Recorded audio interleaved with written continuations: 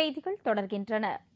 சீனாவில் மாணவர் ஒருவரின் கணித புலமையை பாராட்டி விருது வழங்கியதோடு 10 லட்சம் யுனான் பணத்தையும் பல்கலைக்கழகம் ஒன்று வெகுமதியாக வழங்கியுள்ளது.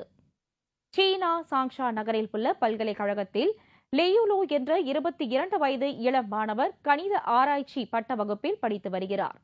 அவர் உலக அளவில் கணிதத்தை தலைகீழாக போடுவதில் வல்லவராக திகழ்கிறார். கம்ப்யூட்டர் கல்வியிலும் தலை சிறந்து விளங்குகிறார். மாணவர் லியுவின் திறமையை பாராட்டி பல்கலைக்கழக நிர்வாகம் அவருக்கு பேராசிரியரை விட உயர்ந்த மதிப்பு வாய்ந்த ஆராய்ச்சியாளருக்கான விருது வழங்கியது. மேலும் அவருக்கு 10 லட்சம் யுனான் சீன பணமும் பரிசாக வழங்கப்பட்டது.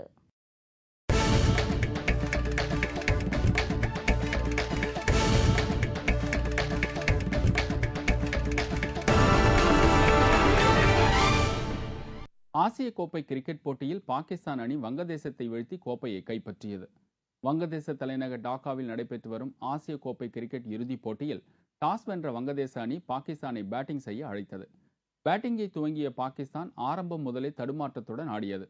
அந்த அணியின் முகமது ஹபீஸ் 40 ரன்களும், உமர் அக்மல் 30 ரன்களும், சர்பராஸ் அகமது 46 ரன்களும், அஃப்ரிடி 32 ரன்களும் எடுத்தனர். முடிவில் பாகிஸ்தான் 50 ஓவர்களில் 9 விக்கெட் இழப்பிற்கு 236 ரன்கள் எடுத்தது. 237 ரன்கள் எடுத்தால் வெற்றி என்ற இலக்குடன் வங்கதேச அணி களமிறங்கியது. அந்த அணியின் துவக்க வீரர் தமீம் இக்பால் 60 ரன்களும், சகிப் அல் ஹாசன் 68 ரன்களும் எடுத்தனர். மற்ற வீரர்கள் சொற்ப ரன்களில் ஆட்டம் இழந்தனர். முடிவில் வங்கதேச அணி 50 ஓவர்களில் 8 விக்கெட்டுகளை இழந்து 234 ரன்கள் எடுத்து தோல்வியடைந்தது.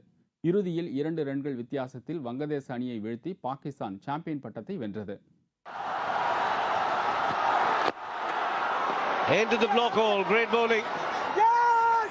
Pakistan winning the Asia Cup 2012 and Bangladesh have won the hearts of everybody. மீண்டும் முக்கிய செய்திகள். இறுதிக்கட்ட ஈழப்போரில் இலங்கை அரசு மேற்கொண்ட மனித உரிமை மீறல் மற்றும் போர்க்குற்றங்களுக்கு எதிராக அமெரிக்கா முன்மொழிந்த தீர்மானம் ஐக்கிய நாடுகள் சபையின் மனித உரிமைகள் ஆணைய மாநாட்டில் பெரும்பான்மை ஆதரவுடன் நிறைவேறியுள்ளது. தெலுங்கு மற்றும் கன்னட மொழி பேசும் மக்களுக்கு தேமுதிக பொதுச் செயலாளர் கேப்டன் விஜயகாந்த் யுகாதி பண்டிகை வாழ்த்து தெரிவித்துள்ளார்.